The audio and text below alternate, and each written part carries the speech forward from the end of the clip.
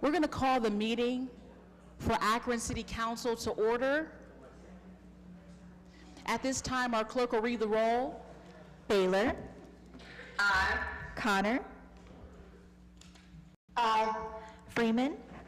Aye. Fusco. Aye. Holland. Aye. Kamer. Aye. Lardo. Aye. McKittrick. Aye. Malik. Aye. Mosley. Aye. Neal. Here. Omobian. Aye. And Somerville. Aye. All members are present. For those who voluntarily wish to do so, will you please stand as we are led in prayer by Michael Anthony Howard from the Living Water Association. Immediately following our prayer, I'm going to ask if Councilwoman Mosley would lead us in the pledge. For the prayer, the introduction is verse 7 from the 29th chapter of Jeremiah. Seek therefore the peace of the city which I have called you to be, where I have carried you away as captive, and pray to the Lord for it. For in the welfare of the city you will have your welfare. These words are from Thomas Merton, and I offer it for our prayer tonight. Our Lord God, we have no idea where we are going. We do not see the road ahead of us, nor can we know for certain where it will end. Nor do we really know ourselves as a city. And the fact that we think that we are following your will does not mean that we actually are doing so. But we believe that the desire to please you does in fact please you. So we hope that we have that desire in all that we are doing. And we know that if we do this, you will lead us by the right road, although we may know nothing of it. Therefore, God, we trust that you will always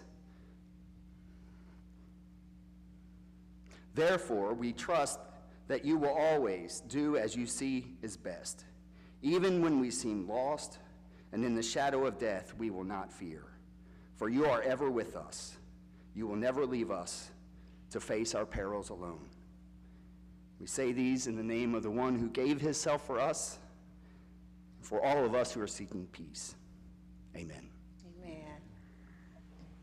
I pledge allegiance to the flag of the United States of America and to the republic for which it stands, one nation, under God, indivisible, with liberty and justice for all.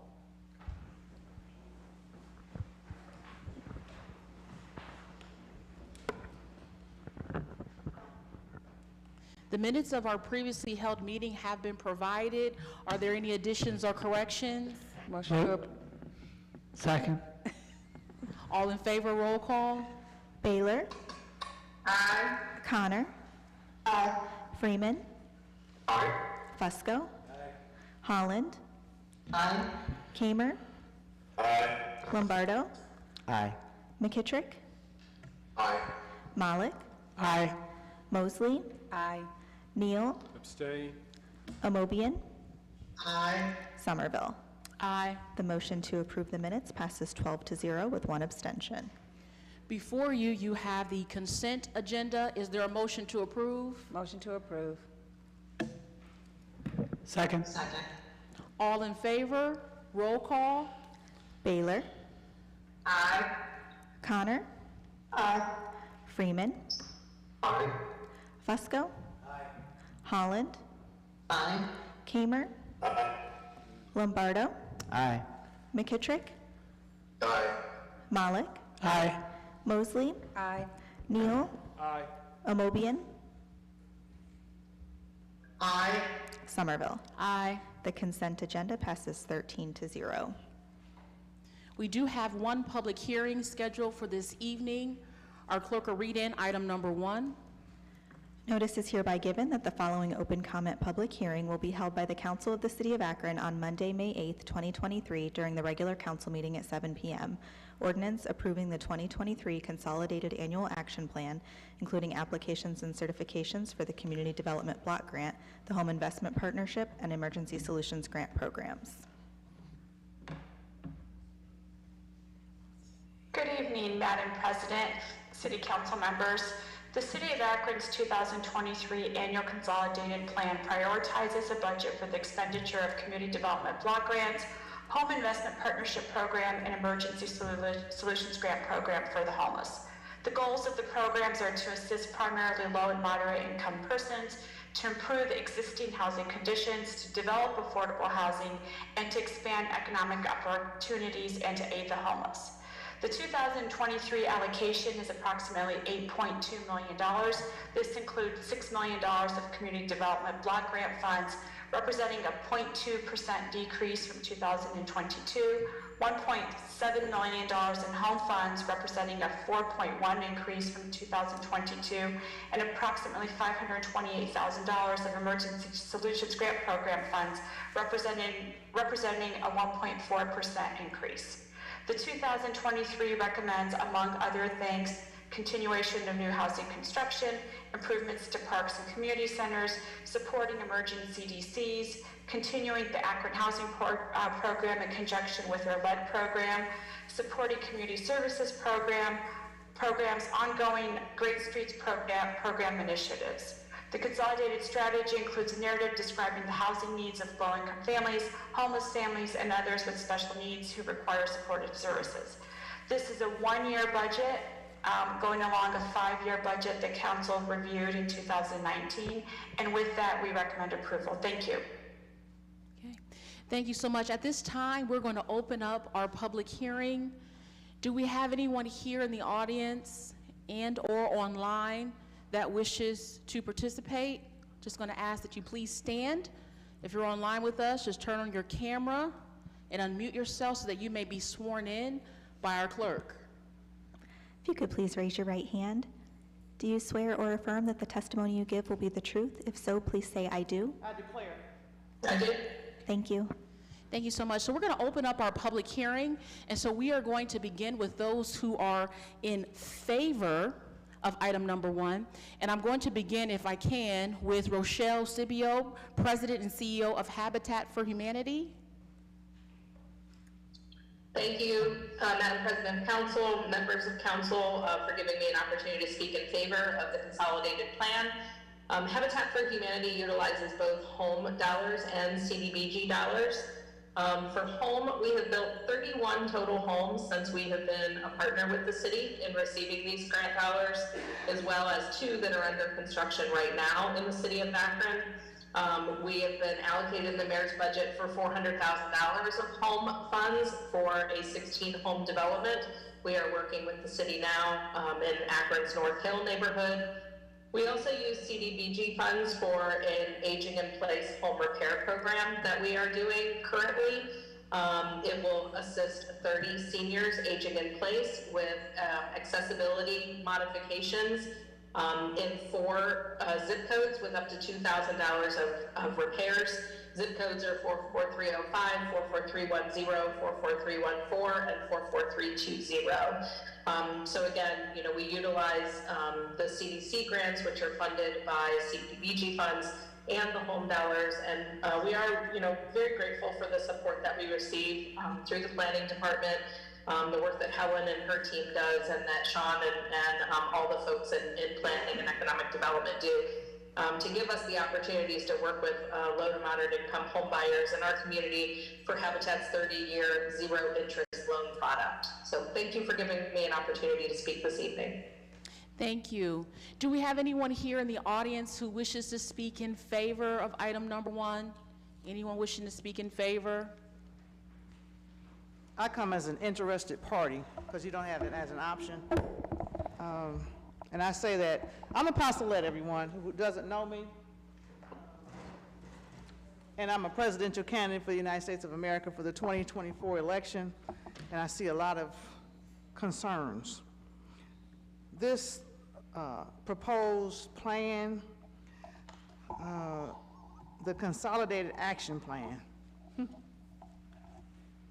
I heard about Habitat for Humanity, and it's still not sufficient. I'm very familiar with the program, and it's still very racially profiling and very racist, and it still does not provide for people of color. So to keep giving racist white America this money when people in black communities and non-white communities are still not getting fair housing, this is not reasonable, not fair, not realistic. And I hear what's being said, and if you have all this housing, but the businesses are suffering in the community. I hear Mr. Harrington Hargrove come down here every week. I haven't been coming down here too long, and I see the business that the council president has in her ward. But if the businesses are suffering, where are people going to live, and how are people going to live? And if money is still not given to black businesses, and I'm not a minority, so don't ever call me one. If people who are not white are not given fair money in businesses, how are they going to get money for people to have a place to live? On page 5 of this item, and I'm going to stand on that. I don't care who likes me and dislikes me. I'm going to keep facing this and talking about this racism until you all do something about it. Page 5, the lead hazard reduction rehabilitation. The federal government has the Clean Air Act, and it's Title V, Tier 5, and the Ohio House of Representatives has been working on Ohio Revised Code Section 532104 about mold and landlord obligations. I'm trying to see how this would actually work when in these communities that are poor, that are non-wealthy white, they have mold matters. And why money would be given to cover that stuff up instead of addressing it. Mold causes brain damage. Mold causes many other components.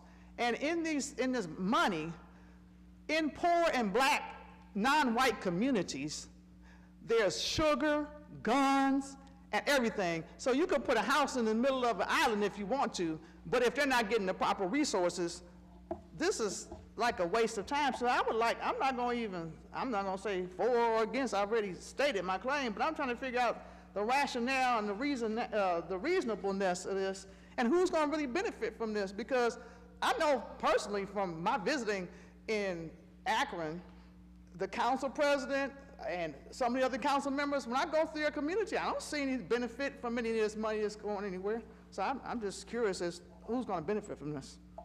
Thank you. Is there anyone else here wishing to speak in favor of item number 1?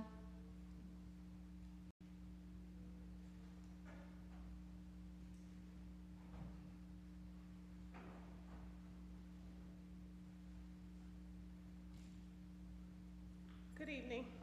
My name is Carla McDay. I'm the founder and executive director of Harmony House. We're a nonprofit organization dedicated to assisting youth who are suffering with issues around housing. We service youth ages 18 to 26 in Summit County. We are the only agency exclusive to youth in this county, so there is no other housing option. What you need to realize is that youth really do not want to participate in programs such as the Haven Arrest. They are not appropriate, and they are oftentimes faced with challenges that they're not able, and other issues that they're not able to mitigate. We found that it's better for youth to be housed with other youth. I would like to speak in favor of the consolidated plan for this reason. The ESG funding that is included is the Emergency Solutions Grant money. What that money has enabled us to do, Harmony House began as a nonprofit with one house in East Akron with 4 beds. What we had to do, because I was committed to helping these youth, was we had to charge youth essentially $10 a day. We would take that money, and this is an amazing story. I encourage you to visit our website, not because I just want you to, because it's amazing. We would take that money and we would leverage it to pay the gas, the electric, the water, the Wi-Fi, and the cable. So we could make sure that at least 4 people in this community were not homeless. Today, we have about 53 beds worth of homeless shelter. We have 5 homes, we have 7 apartments, we have HUD funding, and it's wonderful. Here's the issue. HUD does not support emergency shelter. They support transitional housing. They support rapid rehousing. Emergency shelter is what is needed in this community, and the ESG dollars are the funds that we have been able to use and leverage to keep our shelters open. Throughout COVID, we were able to serve young men in East Akron, West Akron, and also young women in East Akron. So we probably housed during the COVID pandemic about 35 young people in this community who would have otherwise been outside. I encourage and implore you to please pass the emergency solutions grant so that these type of shelters can remain open and functional. Thank you. Thank you so much for sharing. Is there anyone else here in the audience who wishes to speak in favor?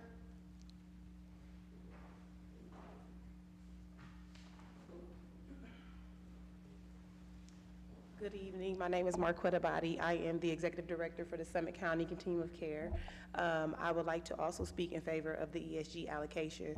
As you all know, the number of unsheltered individuals in our community and those who are utilizing shelters continue to increase, and we really need to make sure that we keep shelters open, if not increase the allocation to shelters to ensure that we are keeping people off of the streets and making sure they're able to access safe and affordable housing. So we support that.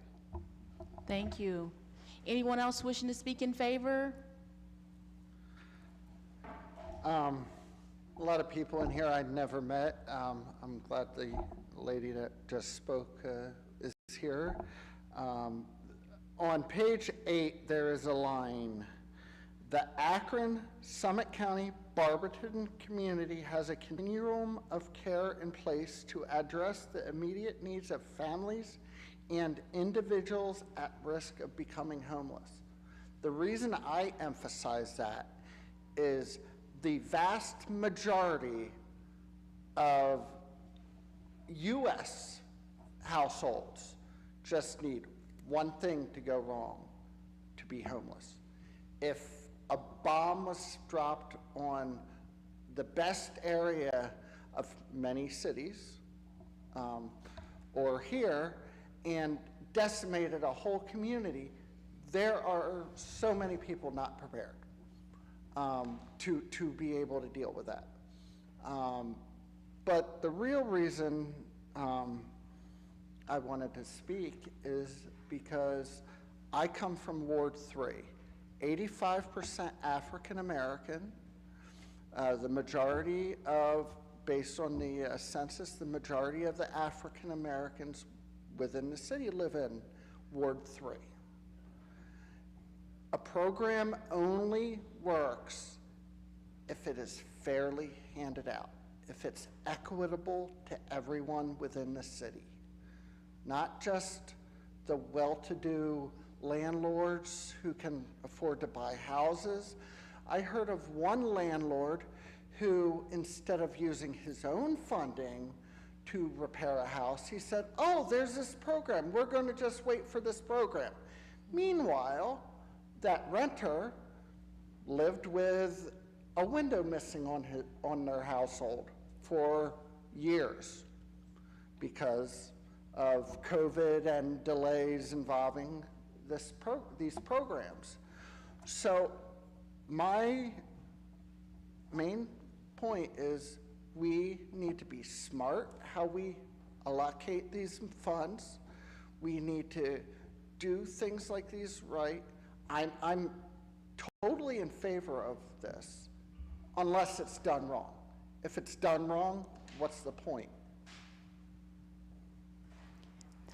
Thank you so much for sharing. Is there anyone else wishing to speak in favor? Is there anyone here in the audience wishing to speak against? Anyone wishing to speak against?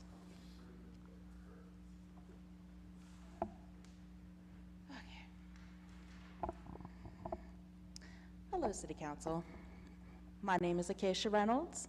I have been requested to please speak into the mic as I am a soft-spoken individual. Thank you for letting me know. I did not know that. You know, when I come before you, that we're going to have a conversation. I have lived most of my life in middle-class America. Now, Times have gotten much rougher. I probably fall below the poverty line at this point. But be that as it may, I'm a working mother of 5 children, just trying to make ends meet. And it should be fairly easy for me below the poverty line with 5 children to be able to access programs to help with lead in my home, whether I'm a renter or not. It should be easy for me to access like emergency repair funds as a poverty line mother of 5. This is not the case, and it should not be the case that I cannot afford to fix my home. I can't do it on my own, and programs are not easy to access. I looked for a long time to see if programs like Habitat for Humanity would be an option, but I have a family of 7 with me, my husband, and my 5 children. And even programs like Habitat for Humanity don't seem to be able to provide housing for a family that large, let alone my fur babies. We can do better for our low-income families. There is government funding for low-income families, but we're not seeing it. So this resolution ordinance has me very conflicted. I am definitely in favor of government assistance for low-income families to fix their homes. But if we're not doing it right, if we're not coming alongside these families without judgment, let me say that again, without judgment. Council, do you have any idea how hard it is as a mother of 5 to make sure that my children look pristine when they go to school so that they don't look like poverty children? I have to go to thrift stores to find good clothes for them that are not terribly worn. I have to be careful of the hand-me-downs that I give my children so that I don't have judgment. If I were to call a junk collector to come and get stuff off my property that I just don't have time to deal with, I would be judged if my home didn't look pristine. This is wrong. We shouldn't be judging people that are asking for help, because that's only a cycle of never-ending poverty. So please, consider what you're doing. Let these government funds go where they're needed, not into the hands of slumlords who are just going to use them to line their own pockets. Thank you. Thank you so much for sharing. Is there anyone else here in the audience wishing to speak against? Seeing and hearing none, we're going to close our public hearing. Councilman Fusco, what is the committee's pleasure? I'd like to pull the committee to refer this item. Kamer? Aye. Connor? Aye. Baylor?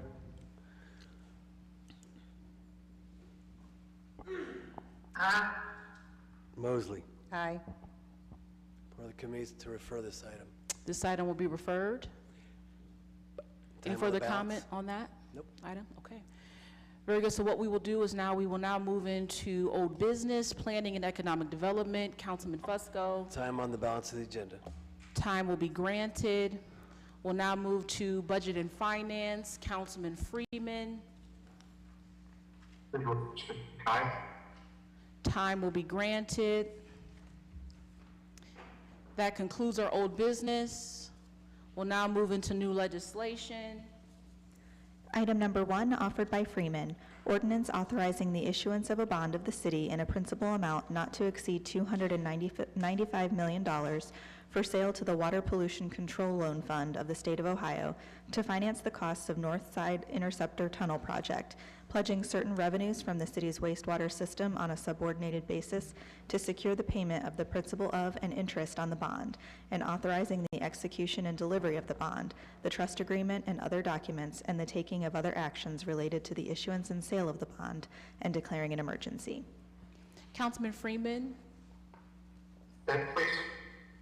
this item will be placed on the consent agenda. Item number 2, offered by Fusco, ordinance extending the conditional use granted to Pete Segedy to construct a detached garage at 60 East Dresden Avenue for a term of 1 year and declaring an emergency. Councilman Fusco, Consent agenda? this item will be placed on the consent agenda. Item number 3, offered by Fusco, ordinance authorizing the purchasing agent to enter into an agreement or agreements without the formality of publicly advertising for bids with Woodsy's Music Inc. for sound and lighting services for Lock 3, authorizing payment therefore and declaring an emergency. Councilman Fusco, Consent agenda? this item will also be placed on the consent agenda. Item number 4, offered by Fusco, ordinance authorizing the mayor to accept the Continuum of Care Planning Grant funds with assurances and certifications with the U.S. Department of Housing and Urban Development, authorizing the Director of Planning and Urban Development to enter into all necessary contracts for the operation and term of the programs, and declaring an emergency. Councilman Fusco, Consent agenda? this item will be placed on the consent agenda. Item number 5, offered by Mosley, ordinance authorizing the Director of Public Service to enter into a contract or contracts after publicly advertising for bids for temporary concrete installation over excavations of the divisions of water distribution and sewer maintenance prior to final pavement surface repairs by the Division of Highway Maintenance, approving specifications therefore and declaring an emergency. Councilwoman Mosley, Thank you, Madam President. Consent agenda, please. this item will be placed on the consent agenda. Item number 6, offered by Mosley, ordinance authorizing the Director of Public Service or his designee, after publicly advertising for bids, to enter into a contract or contracts for the purchase and installation of fire hydrants for the 2023 hydrant replacement program and declaring an emergency. Councilwoman Mosley, The committee's report is favorable, and we're asking for suspension of the rules. are there any objections to suspension of the rules? Seeing and hearing none, the rules have been suspended. Nothing further. Nothing further. Councilman Neal? Yes, Madam Chair, did we get the answers? Is this the? This is, no, it's for number 7, but Chris will have it to us tomorrow. He's not here tonight, but he'll have So we're not everything gonna to him. vote so we're not gonna It vote on number 7? passed out of committee. It's all up to the vote. Okay, well, I asked my questions. Okay. Nothing further. Nothing further? Okay, thank you so much. So the rules have been suspended. The committee's report is favorable. All in favor, roll call. Baylor? Aye. Connor? Aye. Freeman? Aye. Fusco? Holland? Aye. Kamer? Aye. Lombardo? Aye. McKittrick? Aye. Malik? Aye. Mosley? Aye. Neal? Amobian? Aye. And Somerville. Aye. This ordinance passes 13-0. Item number 7, offered by Mosley, ordinance authorizing the Director of Public Service or his designee, after publicly advertising for bids, to enter into a contract or contracts for the painting of fire hydrants in the city and declaring an emergency. Councilwoman Mosley, Yes, the committee's report is favorable. We're asking for suspension of the rules. are there any objections to suspension of the rules? Seeing and hearing none, the rules have been suspended. Yes, this is a contract that will go out to Tamarios to paint fire hydrants this year. About 2,000 fire hydrants will be painted. The committee has sent it to the floor for a vote, so we're asking for suspension of rules with favorable report. Thank you. Councilman Neal? Yes, ma'am. So my question is the same. This resolution, I mean, this ordinance came before us about 3 or 4 weeks ago, and it was pulled. Asked questions why it was pulled, didn't get any answer. For those that know the history of fire hydrants here within the city of Akron, paying $1 million to paint our fire hydrants.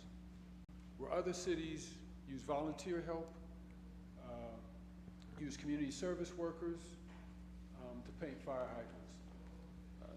So the question was asked, One, is this a continuation of that $1 million contract?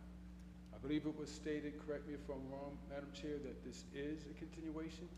And it's So- $250,000 for this one, it's for 1 year. So the question was, I don't know if Mr. Fricker knows, Mr. Luttle was supposed to get us an answer today. How much have we spent to paint our fire hydrants? We don't have an answer. I spoke with Mr. Luttle. He had somewhere he had to be this evening, but he has committed to getting the information to us. I mean, the reason why I bring this up, folks, is because we know, some are talking about Section 56. There's been questions about our city's budget for years. If we can't get our hands around spending $1 million to paint fire hydrants as a council, we can't grasp how money is being,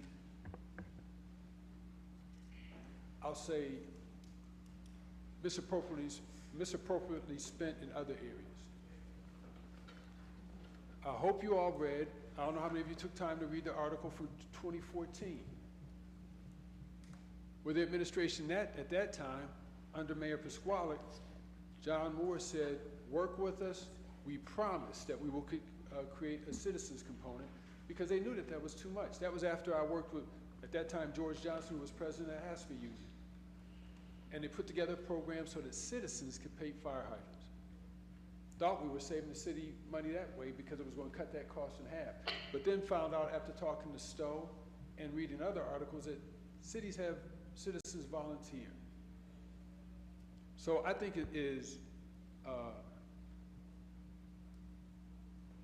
it's not good stewardship for this council to pass this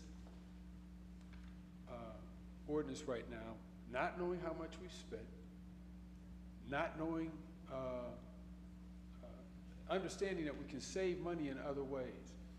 These are fire hydrants, and trust me, driving here, I paid very close attention to the fire hydrants coming here. Most of them are rusted out. So I need, especially since this question was asked 2 or 3 weeks in a row, and I really think it's a slap in the face to pull it before the election and then bring it back in right after. Right after. Knew that was going to happen. So, I'll be voting no on this. And I don't know how anyone in good conscience can vote yes on this, not knowing how much we spent thus far, and even just the fact that we're spending $108 to paint fire hydrants. When our citizens, thank you, Madam Clerk, when our citizens can do that and have asked to do that, as a matter of fact, the administration promised that they would create a program so the citizens could do that. So, I don't know why Mr. Luttle couldn't get us the answer. I don't know why Mr. Fricker couldn't give us the answer. How much have we spent to paint the city's fire hydrants? Are there any other comments at this time? Okay. Any further comments, Ms. Chair? Nothing further. Okay. Councilman Malik? Thank you, Madam Chair. We had an extensive, Madam President, we had an extensive discussion about this in committee. And, we have had a lot of discussions over the last few months about how money is appropriately spent or not appropriately spent. One thing that seems pretty clear here is that there's a process by which this has to happen, right? There has to be sandblasting down, there has to be painting, and there has to be priming. And I think that every one of us has the opportunity to ask questions, right? But we also have to carry the weight of our conclusions that we're making, right? And this does not seem to me like blatant misspending of money, right? $100 per fire hydrant might be a lot of money, but not every person has access to a sandblaster. I read the article that you shared, Sarah, and I read the article that my colleague shared, and I always am frustrated when I see some kind of promise or commitment that was made and that ultimately it was not followed through on. I think that's something as city government that we need to get a lot better at doing. But in this case, there were a lot of people who spoke to the fact that this is a reasonable use of money for this service. So that is why I will be voting in favor of it. Thank you. Councilwoman Holland? Thank you, Madam President. Pardon me. I would certainly echo my colleague Councilman Malick's comments, but I would also go one step further.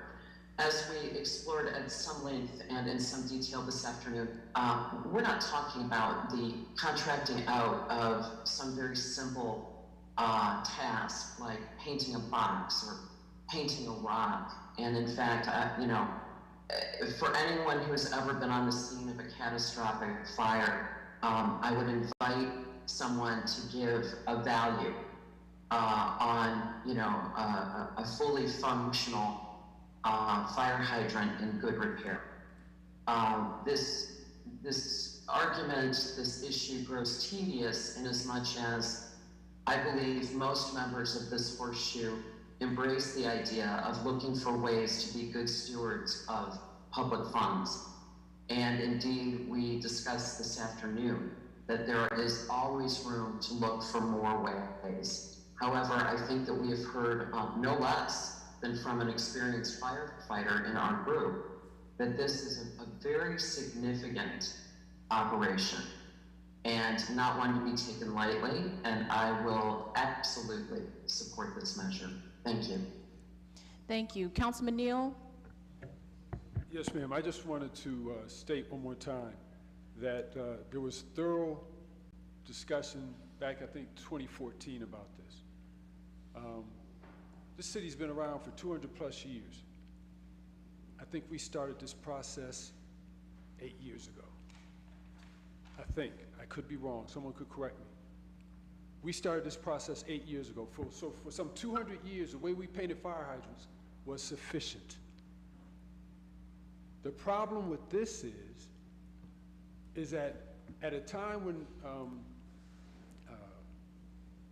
the city was selling cell towers to help balance its budget, using credit card rebates to put into the general fund to help balance its budget, that spending $1 million for fire hydrants is not sensible, especially when others, neighboring communities, are using summer youth programs, community service workers to paint fire hydrants. When other cities in this state are using volunteer community service people at the request of their fire chief to paint their fire hydrants. So, my colleagues can try to make any excuse they want to justify this.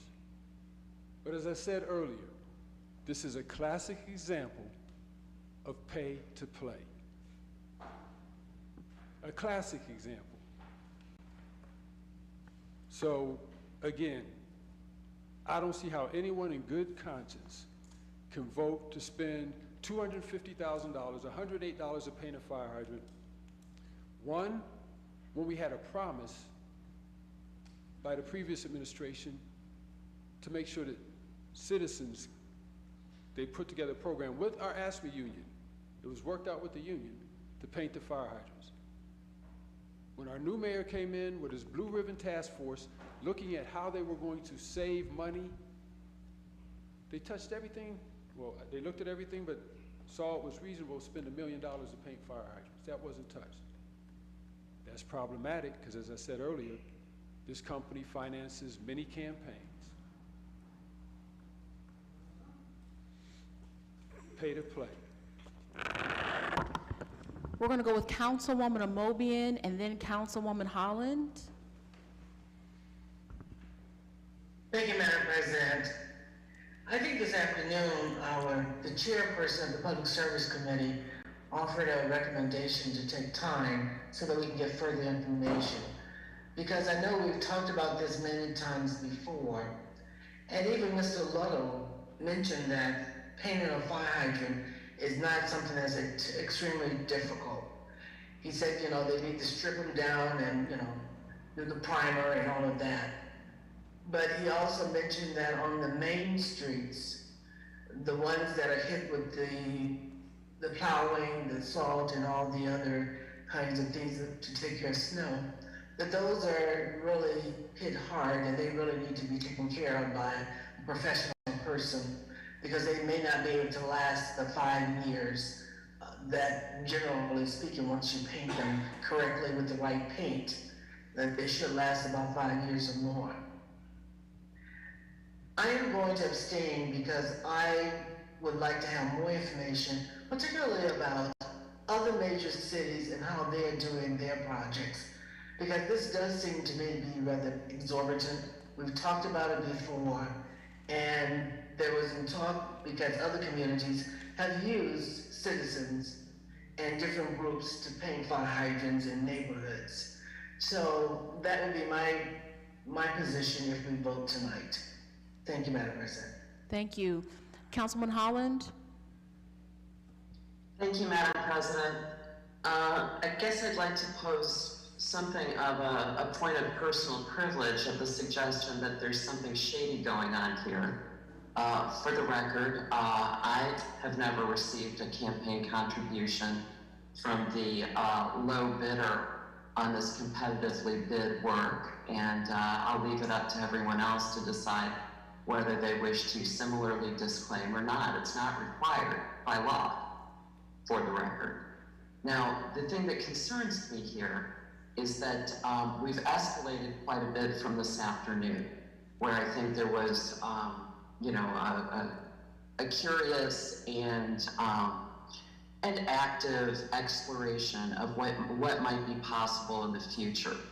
And while I would agree with the characterization that generally speaking, painting is not brain surgery, I think it was abundantly clear this afternoon that this actually is something like brain surgery. This is probably one of the most important things one has ever dealt with if one's house is on fire. So respectfully, I would suggest that we take out the suggestion of something nefarious here. This was a competitively bid contract, to bring something up from the administration before last is questionable to me, as is the invocation of something about selling cell phone towers and offering credit cards or gift cards, not something that's been part of the culture or the process in the city council since I've been on city council, so let's make that clear too. It strikes me that we will have plenty of opportunity to look at different ways to do this, but I, for one, and I believe I can speak for a lot of Ward 1 when I say this, my concern would be that we not be penny wise and pound foolish about safety. While I might be tempted to install my own gas-powered appliances, I tend to let experts do that.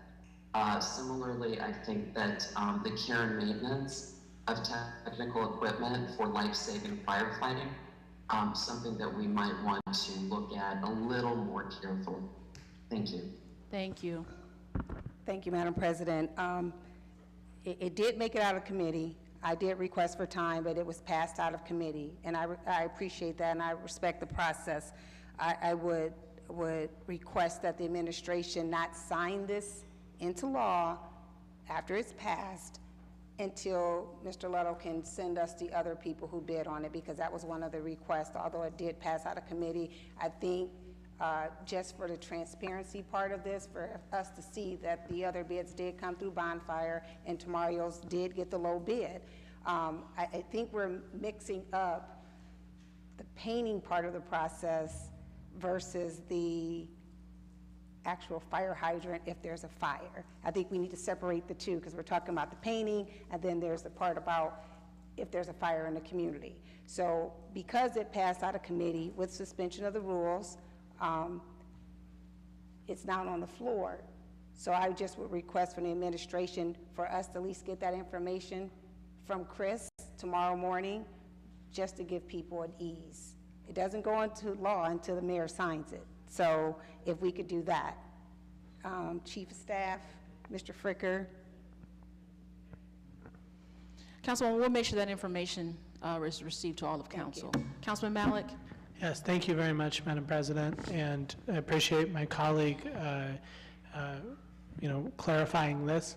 I did just want to request from our Deputy Service Director, my understanding of what Mr. Little said this afternoon was that 7 different companies pulled plans to look at in preparation for bidding, but that only one bidder, Tamarius, was the bidder.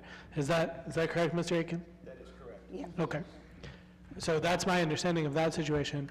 In regards to, I think the other question was the amount that had been spent previously. I believe that my understanding was that from that 2014 issue, that $1 million had been spent previously, and these were the remaining. We have 12,500 hydrants, that this is the remaining 2,000 that were not previously painted, that were left over. And so this 200-some thousand would cover that. So I believe that most of the questions have been addressed. I understand that not all of them have been from our colleague, but that's my understanding. Yeah, most of it had been answered, except there's just talking with Chris this evening, he was going to get the last 3 years because it's been painted annually to get that information to us. And just doing the math on it, it's for 2,300 fire hydrants, which equals $248,400. So that part is accurate. I think there's the timing of the other ones and who bid on those ones. But again, it made out of committee, and now it's on the floor for a vote. So if we could call for a vote, I'd appreciate it. Thank you so much. So the rules have been suspended. The committee's report is favorable. All in favor, roll call. Baylor? Aye. Connor? Aye. Freeman? Aye. Fusco? Holland? Aye. Kamer? Aye. Lombardo? Aye. McKittrick? Aye. Malik? Aye. Mosley? Aye. Neal? Nay. Amobian? Abstain. And Somerville. Aye. Okay, that passes 11 to 1 with 1 abstention.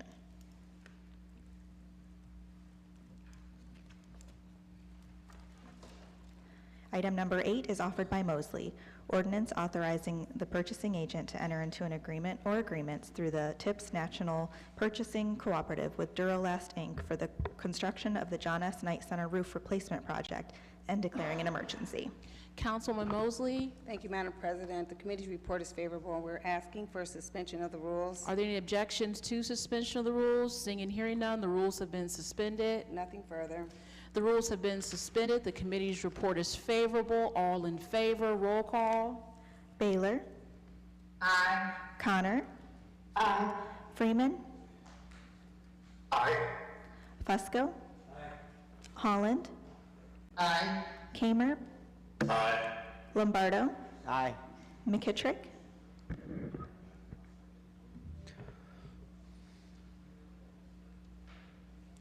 McKittrick? Sorry, email came through and blocked my mute button. Aye. Malik? Aye. Mosley? Aye. Neal? Aye. Amobian? Aye.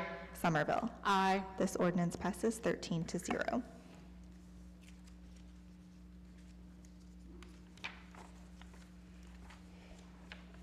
Item number 9, offered by Mosley. Ordinance authorizing the Director of Public Service or his designee to apply for and if awarded, accept and enter into a grant agreement with the Ohio Department of Transportation for funding for the replacement of concrete panels near the FBO and on Taxiway R, replacement of the beacon, the decoupling of Taxiway B, and pavement markings on Taxiway P at the Akron Fulton Airport and declaring an emergency.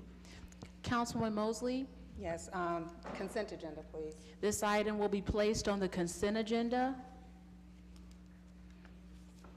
Item number 10, offered by Mosley. Ordinance authorizing the mayor or his designee, if awarded, to accept and expend grant funds from the Environmental Protection Agency Solid Waste Infrastructure for Recycling Grant Program, and to enter into a grant agreement for agreements with the EPA and declaring an emergency. Councilwoman Mosley, Yes, committee's report is favorable, and we're asking for suspension of the rules. are there any objections to suspension of the rules? Seeing and hearing none, the rules have been suspended. Nothing further. Thank you. The rules have been suspended. The committee's report is favorable. All in favor, roll call. Baylor? Aye. Connor? Aye. Freeman? Aye. Fusco? Holland? Aye. Kamer? Aye. Lombardo? Aye. McKittrick? Aye. Malik? Aye. Mosley? Aye. Neal? Aye. Amobian? Aye. Somerville? Aye. This ordinance passes 13-0. Item number 11, offered by Mosley. Ordinance authorizing the Director of Public Service or his designee without the formality of publicly advertising for bids with Akron Energy Systems LLC for the replacement of the HVAC control systems at Harold K. Stubbs Building and the MSC Building 1 and declaring an emergency. Councilwoman Mosley, The committee's report is favorable. We're asking for suspension of the rules. are there any objections to suspension of the rules? Seeing and hearing none, the rules have been suspended. Nothing further. The rules have been suspended. The committee's report is favorable. All in favor, roll call. Baylor? Aye. Connor? Aye. Freeman? Aye. Fusco? Holland? Aye. Kamer? Aye. Lombardo? Aye. McKittrick? Aye. Malik? Aye. Mosley? Aye. Neal? Aye. Amobian? Aye. Somerville? Aye. This ordinance passes 13-0. Item number 12, offered by Mosley. Ordinance authorizing the Director of Public Service to enter into a contract or contracts after publicly advertising for bids for the construction of the North Side Interceptor Tunnel, authorizing the Director of Public Service without the formality of publicly advertising for bids to enter into a contract or contracts with AUCOM for the design services for the project, authorizing the Director of Public Service without the formality of publicly advertising for bids to enter into a contract or contracts with Temerios for construction management services for the project, authorizing the Director of Public Service without the formality of publicly advertising for bids with Ohio Edison Company and/or Dominion Energy Ohio for utility and relocation services necessary for the project and declaring an emergency. Councilwoman Mosley. Thank you, Madam President. The committee's report is favorable. Wait a minute. Consent agenda. Yes. Consent, please. Okay, thank you. This item will be placed on the consent agenda. Item number 13, offered by Mosley. Ordinance authorizing the Director of Public Service without the formality of publicly advertising for bids to enter into a contract or contracts with Burgess and Nyepel Incorporated for professional engineering services for the Force Main Rehabilitation Project and declaring an emergency. Councilwoman Mosley. Consent agenda, please. This item will be placed on the consent agenda. Item number 14, offered by Mosley. Ordinance authorizing the Director of Public Service without the formality of publicly advertising for bids to enter into a contract or contracts with CTI Engineers, Inc. for professional engineering services for the high service pump ball valve and Limitorque manual valve replacement project and declaring an emergency. Councilwoman Mosley. Consent agenda. This item will be placed on the consent agenda.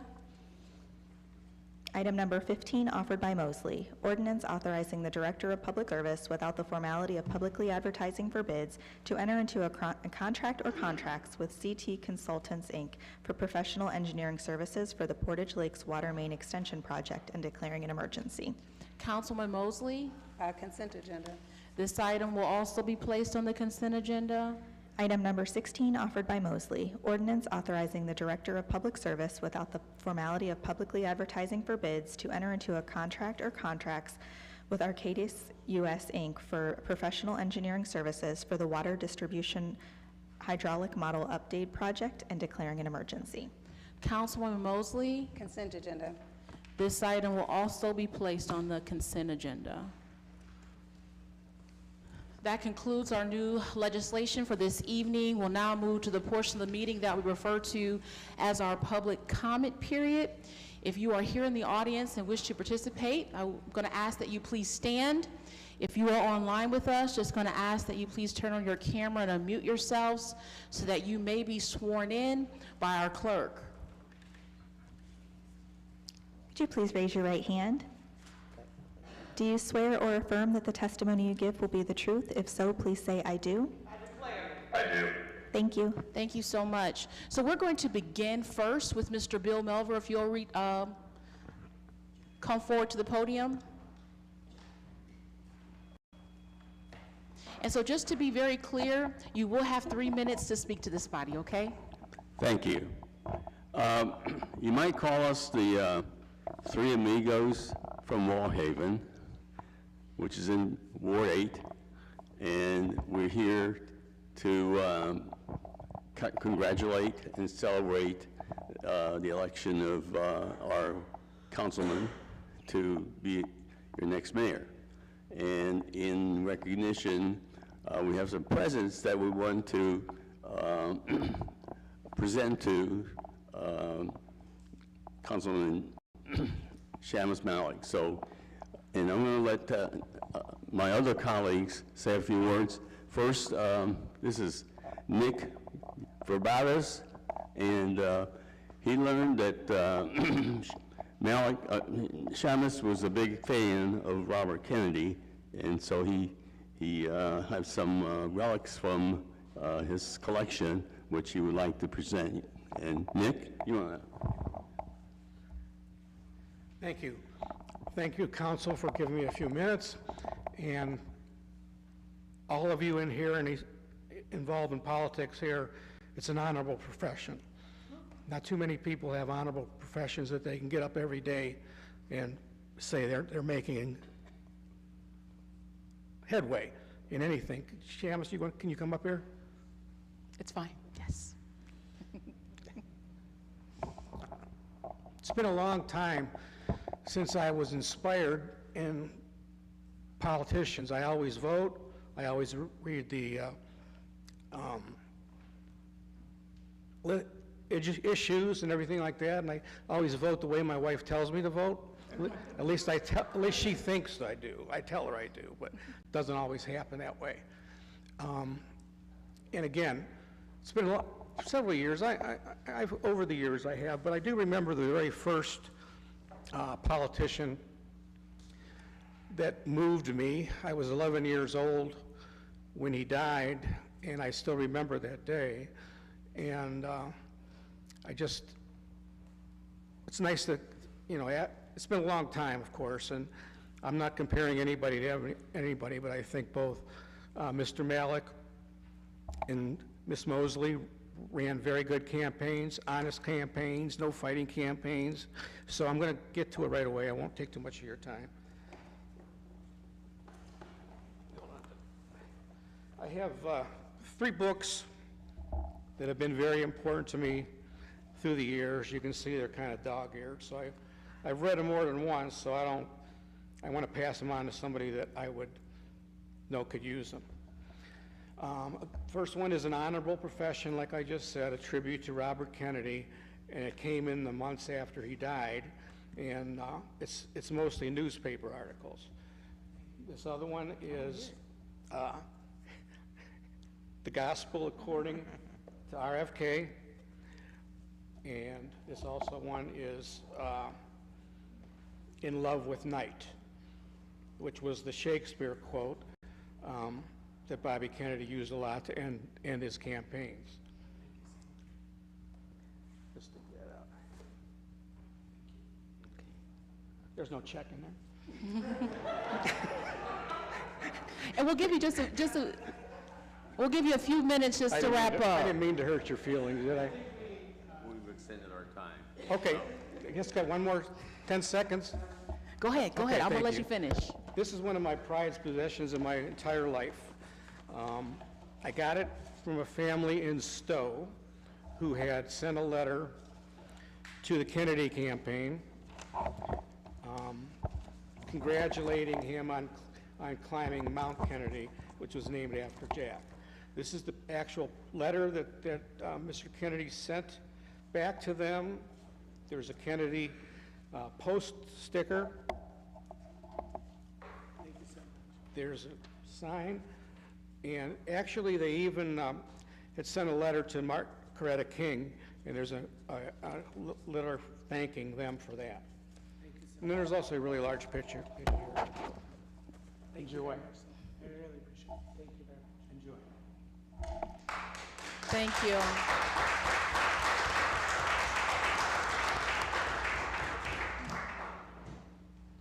Thank you. Apostolette?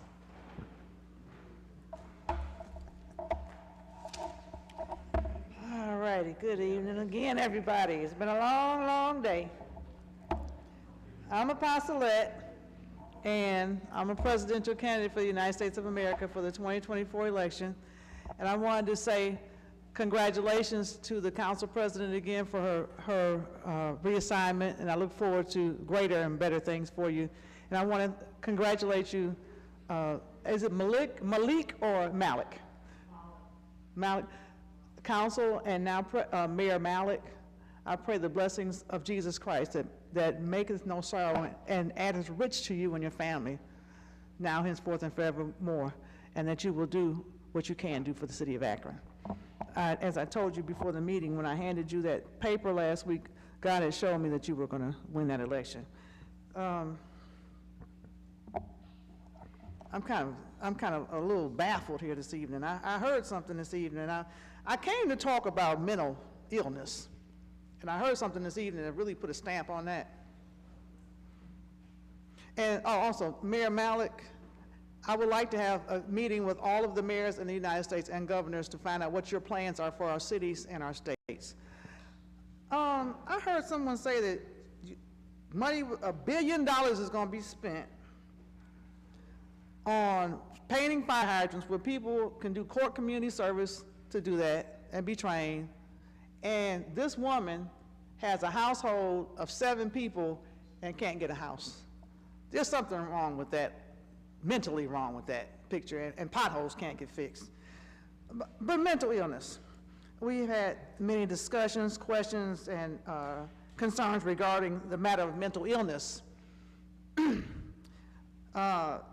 Mental illness is the result also when we have poison in our communities, such as prussiate of soda in our salt, which Church's Fried Chicken and many other places have. And prussiate of soda is an ingredient in cyanide, which we know cyanide is rat poison and things to make bombs. So when you feed people that, I'm sure that would cause some mental illness. Mental illness, medications. There is no cure and no medicine that can cure mental illness. People are basically experiments.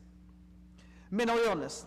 The CCHR, the Citizens Commission on Human Rights, is an advocacy organization that states to stop over-medicating our children. Mental illness, what cures mental illness is money on many occasions and finances. I've been on the phone and I've been all over the place, all over today, just trying to raise $10,000 for a person in need.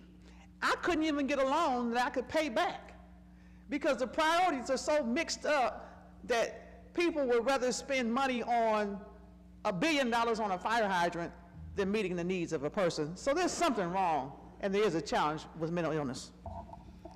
Thank you, Apostolette. Reverend John Beatty.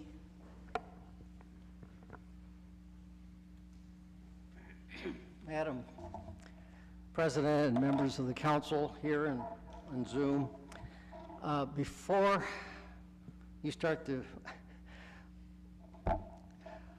start, I just wanted to correct one thing. I have watched the Temerio's truck paint fire hydrants. I don't think they sandblast. I think they squirt it with high-pressure water. And then they come back the next day to a dry and paint. I could be wrong. This has been a couple years ago when I watched them do this. So maybe they changed. I don't know.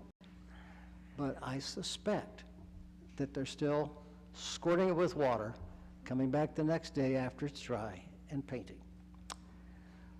I wasn't going to read my letter anyway tonight. It's a letter to somebody else's granddaughter's granddaughter. And I'll just start it and finish it next week. My dear great-great-granddaughter, I wish I could be with you as you open this letter in the year 2100. My mind is flooded with curiosity about your life, your hopes and dreams, and what kind of world is outside your window. But I must confess, I am fixed on one question. I was thinking about this letter, when I was thinking, what is the most important thing that our mayor-to-be could do? Fixed on one question: will you open this letter in a spirit of happiness and gratitude, or with disappointment and anger at my generation? As I write you in 2023, humanity is losing the fight of our lives, the battle against climate upheaval that threatens our planet. If I were you now, you might ask if we saw a disaster coming. We did. We are making a mess of our planet through bottomless greed, timid action, and an addiction to fossil fuels that is driving temperatures to unlivable new highs around the world every year. Scientists, civil society, the UN, and most inspiring of all, young people have led the charge for climate action, but too many leaders have failed to step up. I hope, Shamus, you won't feel that important question. I'll finish the letter next week. Thank you. Thank you, Reverend Beatty. William Reynolds.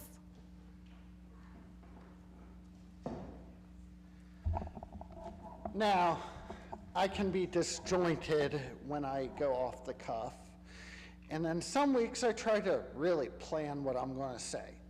And then I come here, and it gets thrown off the track. So I'm going to hit on one thing. There's been a lot of issues in Akron, and a lot of people who feel persecuted. Not everyone in here agrees with Christianity, but I am a proud Christian, and you won't see me preaching to you unwanted and jamming my faith down your throat. But I hope that you always see my faith in the way I act and the way I treat you. In Matthew 5:10, it says, "Blessed are those who are persecuted for righteousness' sake, for theirs is the kingdom of heaven. Blessed are you when they rival and persecute you and say all kinds of evil against you falsely for my sake. Rejoice and be exceedingly glad, that great is your reward in heaven, for so they persecuted the prophets who were before you." Now, to change paths here, you guys hit on something that I'm passionate about. A lot of you know I moved here from outside of Philadelphia, Pennsylvania, and for about 20 years almost, I was a volunteer firefighter. There aren't volunteer firefighters out here. I miss it dearly. Let me tell you one thing. Akron has a great fire department. I watched them at a recent building fire that was fully engulfed. And if it was a volunteer fire department, from my experience, they would be there all night. Akron was there for 3 hours, I think. So they do their job very efficiently. Fire hydrants are very important, obviously. Many of you, not many of you, sorry, some of you think you know a lot of stuff. You say a lot, you act like you know what you're talking about, and sometimes you seem like you know what you're talking about. My 6-year-old does that too. We'll just say she's not right most of the time. Fire hydrants maintenance is very important. However, the amount spent on it confuses me. I mean, I don't understand why no one's thought of, okay, let's have volunteers, but if they do sandblast, you have the paid company sandblast and you pay them half as much. Then you have the volunteers come through. Let's be smart here. I'll finish this next week. Thank you, Mr. Reynolds. Mrs. Reynolds, if you want to approach the podium. We're all in trouble. And Mrs. Reynolds, I'm sorry, how do you pronounce your first name? I saw you tried to help me on here. Acacia. Acacia, okay, thank you. So, I actually didn't have a plan when I came here tonight of what I was going to say. But like my husband, anything I thought I was going to say just went right out the window when I came in. I have 4 words for a council person who will know who they are as I speak. How bloody dare you? I'm sitting here and you're telling me that I can't handle a power tool? That I can't do a paint job? That I wouldn't possibly be concerned to do it right when it concerns a fire hydrant that is right outside my house, and God forbid if my house went up in flames, you don't think I want that fire hydrant to work? How dare you? You give me a gas-powered weed whacker, and I can go and weed whack some fences or whatever needs done. You give me a drill, I know how to use it. I am disabled. I will give you that. But give me the tools, point me at 100 hydrants, and I will go paint them and make sure it's done right, so we are safe as a community.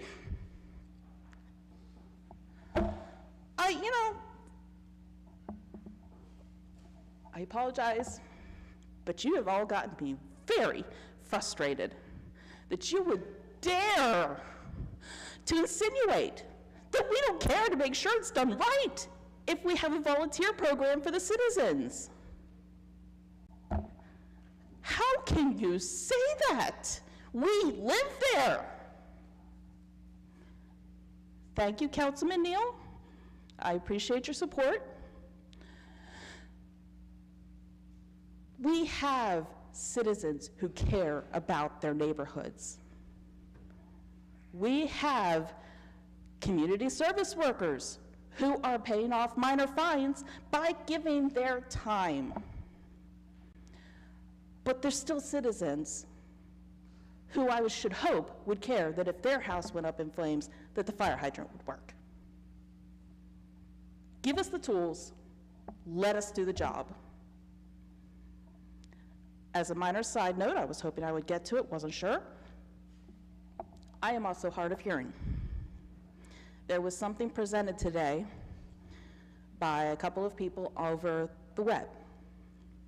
I am pretty sure that somebody hit the fast forward button because I could barely understand a word they said. Their mouth frequently dipped down, so I couldn't even have the help of reading lips. Can we please make sure we are heard? Thank you.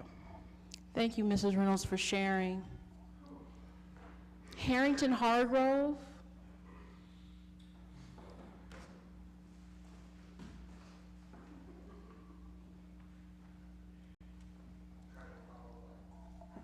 Good evening, Council. Harrington Hargrove, 1008 Laurel Avenue, Akron, 44307, Ward 3. And I'm here in reference to the Elevate Akron study, the GAR report. I'm standing before you in reference to how my community has been treated when it comes to economic development in this city. We have been redlined, I say this frequently, and discriminated against in Ward 3. This council has failed us. Your policies to Ward 3 and the minority community at large is racist. You don't care about our communities. You have not allocated any money for Ward 3 far as community development. I'm not talking about Edgewood, Summit Lake, none of that, because that's city-owned property. That doesn't elevate my community. This council needs to allocate funding for the black communities. You do it for everything else. $500,000 3 weeks ago, money that you didn't even know you had, you found it. Will you find some for my community in Ward 3, please, Madam President? Find some money for Ward 3, over there on the south side, over on the east side. Wherever we reside, we need help. Our community has been decimated by the unwillingness of this council to provide for us. Every ward, Ward 3, is blighted.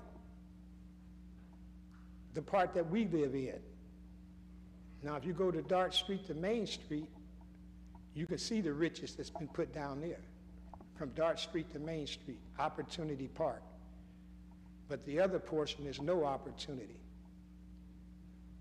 So this council can do better. Mr. Malik, I'm looking forward to have a meeting with you to put my community on the road of being elevated and uplifted. Thank you. Thank you, Mr. Hargrove. Pastor Harrison.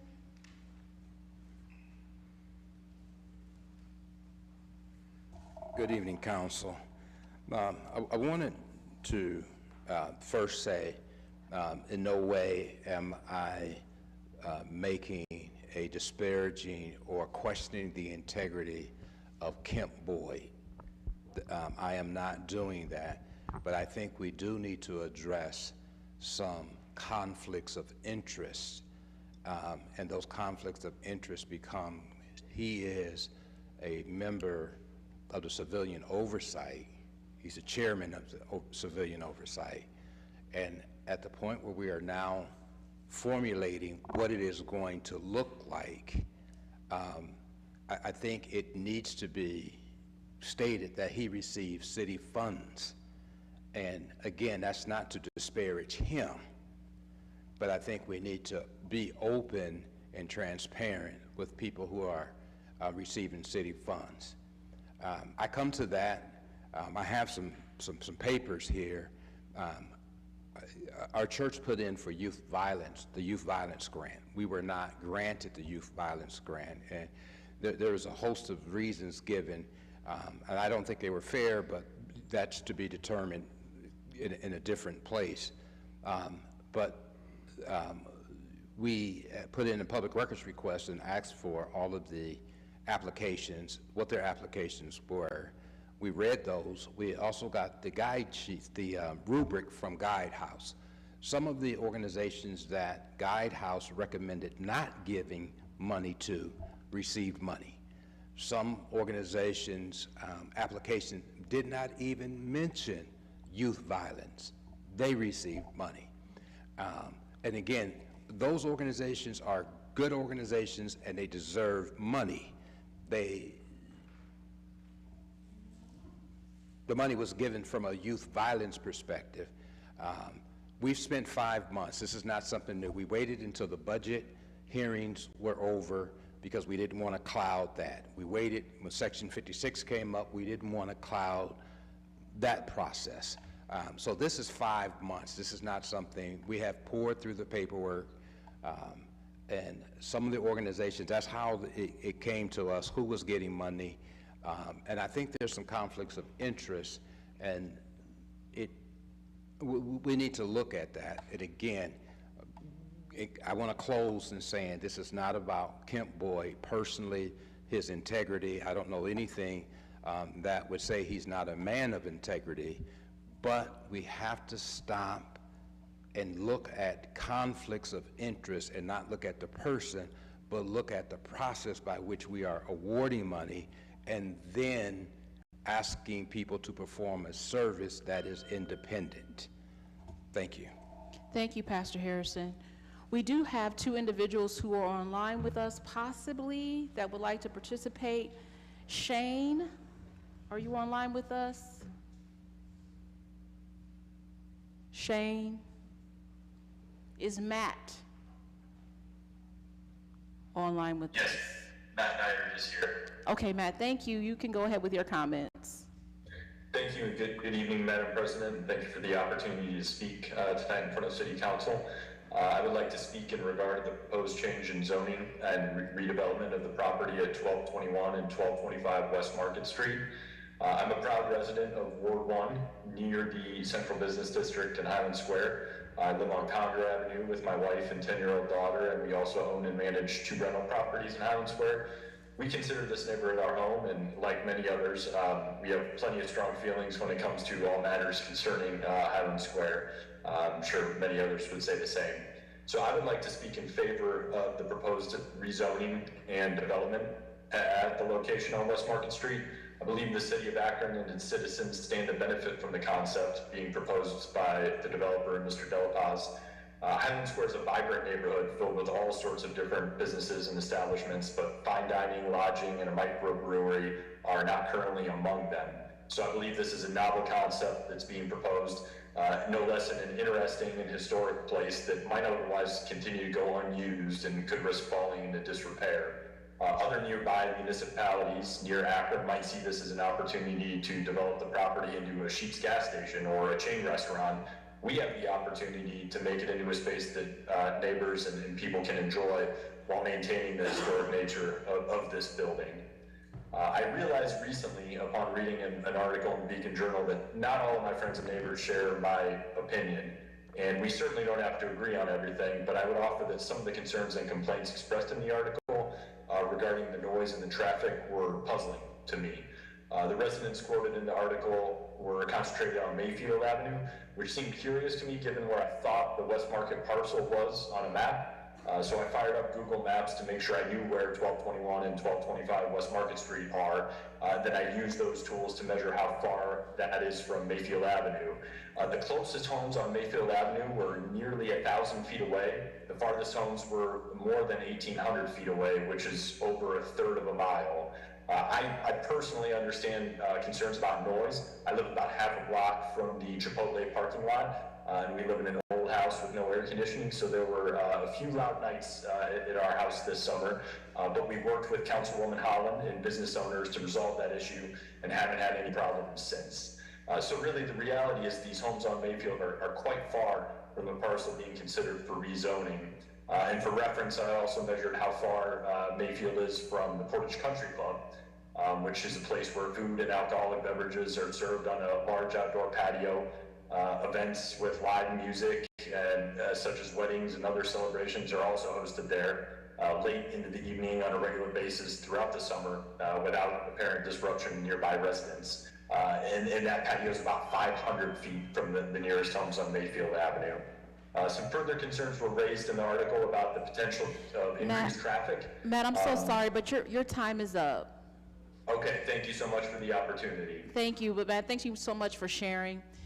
That actually concludes our public comment period for this evening. We'll now move into committee assignments, rules. Councilman Freeman.